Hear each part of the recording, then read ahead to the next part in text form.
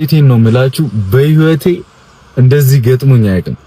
እግዚአብሔርን ምን መሰላችሁ ማርያምን በቃ ፈጣሪ ያለው ነገር ለእናንተ የሰጣችሁ ነገር በምንም ተአምር ምንም ቢፈጠር ምንም አይነት ገደል ቢኖር እመቤቴ ምስክሬ ናት። ምን እንደገጠመኝ ላሳያችሁ። ምንም ከናንተ አይወስድም። ጠዋት ላይክ መኪና እያሞኩኝ ነበርና ተደወለልኝ በዚህ ስልክ ማለት ነው። ከዛ ስልኩን እዚህ ጋር አድርጌ እያወራሁኝ ነው ላይክ በቃ እዚህ ጋር እያችሁታ እና ስልክ እያወራሁኝ ምናምን ረሳሁት። አወራሁት ልጁን በቃ እሺ ቻው ምናምን ተባባልን። አስቡት ፒስታ ነው ቢያንስ 3-4 ኪሎ ሜትር ሄጃለሁ። ማርያምን 3-4 ኪሎ ሜትር ሄጄ ከዛ ፓርክ አድርጌ ምናምን ደረስኩኝ። ልከፍል ሰውት ስልኬ የለም። ከዛ ትዝ አለኝ በቃ ማርያምን ጥዬዋለሁ አልኩኝ። በቃ ስልኬን ከሰርኩ ምናምን ብዬ ዝም ብዬ ነው አልጠበኩም።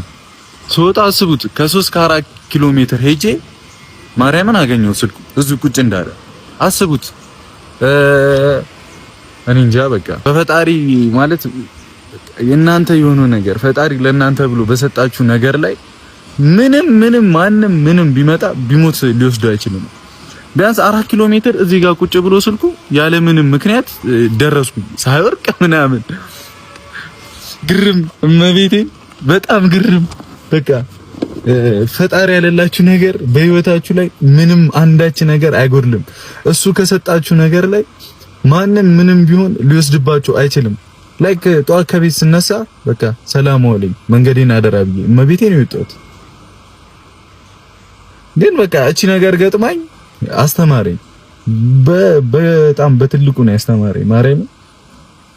እና ምን ልላችሁ ነው እኔ በቃ አሁን ማይመስል ነገር ነው አይደል? ሰው ላያምን ይችላል። እንዴት ስልክን ቁጭ አድርገህ እየሄድክ እንዴት ተረፈ ምናምን ልትሉኝ ይችላላችሁ። አስቡት ሳይወርቅ ምናምን። ግን በቃ እሱ ያለው ነገር ማንም ምንም ቢመጣ ሊያስቀረው ምንም ሊወስድባችሁም አይችልም።